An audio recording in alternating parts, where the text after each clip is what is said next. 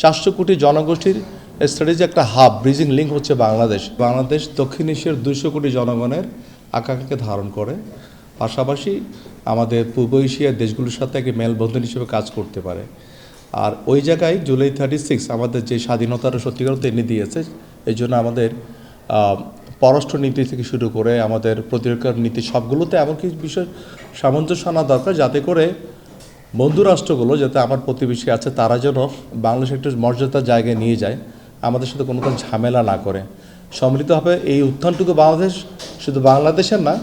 এই পাশের 200 কোটি জনগোষ্ঠী, ওই পাশের প্রায় 200 কোটি 400 কোটি জনগোষ্ঠীর স্ট্র্যাটেজি একটা হাব ব্রিজিং লিঙ্ক হচ্ছে বাংলাদেশ। সেখানে আমরা যে কোনো অপতৎপরতা, সেটা সার্কের জন্য হোক, হিন্দু মুসলমান কার্ড খেলা হোক, এইসব জায়গা থেকে যেন বিরত রাখার একটা সমন্বিত একটা উদ্যোগ গ্রহণ করা যায়। এই জন্য আমরা প্রত্যেকের কাছে আহ্বান জানাচ্ছি, এবং প্রয়োজন আমরা বাংলা সরকারের গৃহীত নীতি, যেটা 3-0 বলেন, 0 আনএমপ্লয়মেন্ট, 0 কার্বন নিঃসরণ, এই বিষয়গুলো আমরা সম্মিলিত একটা উদ্যোগের আশা করি সবার কাছ থেকে।